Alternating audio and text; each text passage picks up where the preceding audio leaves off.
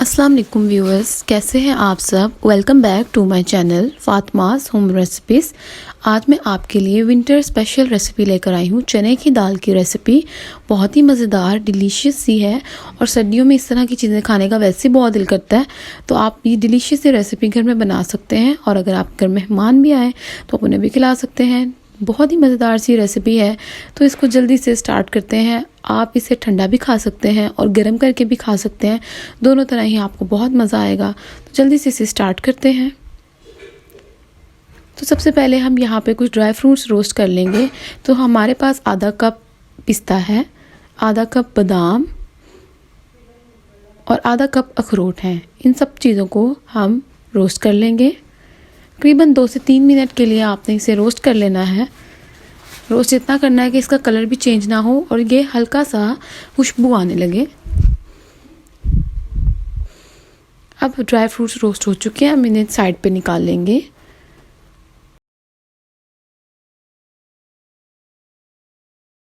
अब दाल रेडी करने के लिए यहाँ पे आधा किलो देसी घी लिया है, इसे हम मेल्ट करेंगे। और इसके बाद आधा किलो ही सूजी डालेंगे इसके अंदर और इसे अच्छी तरह से भून लेंगे। सूजी को बहुत अच्छी तरह से भूनना है और आंच आपने आहिस्ता ही रखनी है, बहुत तेज़ आंच नहीं करनी कि सूजी पहले जल जाए और इसका जो है ना वो अंदर से फ्लेवर कच्चा है। इस तरह से अच्छी सी जो है ना सूजी भुनना शुरू हो चुकी है और बहुत अच्छी सी खुशबू आ रही है। सूजी भुनने की पहचान ही होगी कि इसका कलर थोड़ा सा चेंज हो जाएगा, तो आहिस्ता आहिस्ता इस तरह से ये फूलने लगेगी और आपने चम्मच मुसलसल हिलाते रहना है। ये देखें इस तरह से फूलना शुरू हो चुकी थी और अब इसका घी ऊपर आना शुरू हो चुका है, तो इसका मतलब है सूजी बहुत अच्छी तरह से भुन चुकी है। इसका कलर भी चेंज हो चुका है और ऑयल निकल आया है। तो अब हम इसे किसी बड़े बर्तन में निकाल लेंगे। सारी सूजी अब हम इस एक बड़े बर्तन में निकाल लेंगे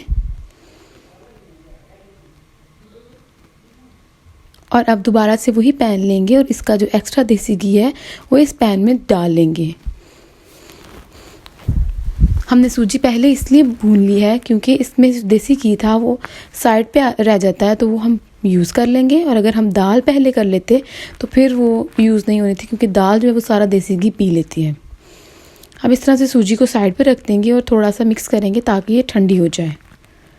अब उसी पैन में हम आधा किलो चने की दाल लेंगे। ये पिसी हुई चने की दाल है और इसको भी हम अच्छी तरह से भून लेंगे और इसमें मज़ीद 1 पाव देसी घी और ऐड करेंगे। तो अब टोटल इसके अंदर 3 पाव देसी घी ऐड हुआ है इस पूरी दाल के अंदर। आधा किलो हम पहले ही डाल चुके थे और 1 पाव हमने अब डाला है। अच्छी तरह से हम इसे मिक्स करेंगे और अच्छी तरह से मिक्स हो जाने के बाद भी हम इस दाल को अच्छी तरह से भून लेंगे। आपको ये सब काम करने के लिए नॉनस्टिक का पैन लेना है ताकि नीचे जो है ना चीज़ चिपके नहीं। अब ये देखें पकना शुरू हो चुकी है और इसके बबल्स बनना शुरू हो चुके हैं।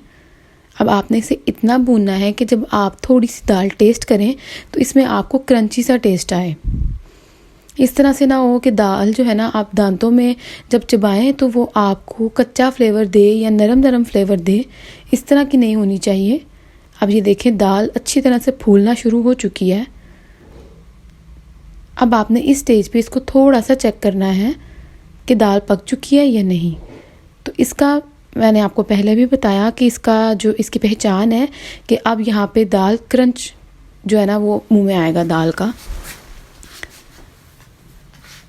अभी थोड़ी सी कच्ची थी और इसको दोबारा से हमने अच्छी तरह से पका लिया है मज़ीद 5 मिनट के लिए। तो इसे भी लो फ्लेम पे पकाना है। तकरीबन 10 से 15 मिनट लगे हैं इसे पकाने में। दाल अच्छी तरह से पक चुकी है। अब हम सूजी वाले बर्तन में ये मिक्सचर डाल देंगे और अच्छी तरह से इसको भी मिक्स कर लेंगे। याद रहे यहाँ पे अब ये फ्लेम ऑफ हो चुका है, अब हमारा फ्लेम ऑन नहीं है। अच्छी तरह से हम इसे मिक्स करेंगे ताकि ये थोड़ी सी ठंडी हो जाए। और अब इसमें ड्राई फ्रूट्स डाल देंगे। सोगी आधा कप डालेंगे जिससे हमने फ्राई नहीं किया था, और ये बाकी सब ड्राई फ्रूट्स हैं, इनको हमने फ्राई करके और यहाँ पे क्रश कर लिया था।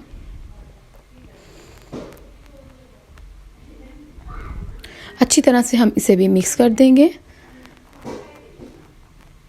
अच्छी तरह से दाल मिक्स हो चुकी है। अब हम इसमें 1 प्याली या आप 1.5 कप के करीब शुगर कह सकते हैं, तो वो इसमें ऐड करेंगे। पहले हम हाफ़ ऐड करेंगे और बाद में आप टेस्ट कर सकते हैं। अगर आपको कम या ज़्यादा लगे तो आप इसमें ऐड कर सकते हैं। शुगर भी हमने फ्लेम ऑफ करके ऐड किया। अगर हम ऑन रखते तो शुगर सारी मेल्ट हो जाती और हमें मेल्ट नहीं करनी, बल्कि इस तरह से इसका क्रंच रखना है और फिर उसका शीरा रेडी हो जाना था। हमें उस तरह से तैयार नहीं करना। मज़ेदार सी चने की दाल रेडी हो चुकी है। अब हम इसे एक प्याली में निकाल लेंगे। आप चाहें तो इसे ट्रे में बिछा के इसके पीसेस भी कर सकते हैं और इस तरह रखना चाहें तो ऐसे भी रख सकते हैं।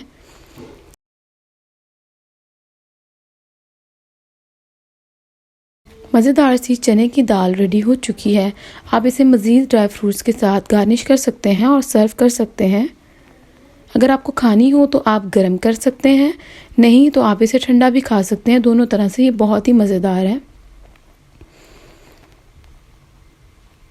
बहुत ही मज़ेदार और टेस्टी है। आजकल जिस तरह से धुंध का मौसम है और धूप वगैरह नहीं निकल रही, तो ये मज़ेदार सी दाल आप घर में बना सकते हैं और एंजॉय कर सकते हैं।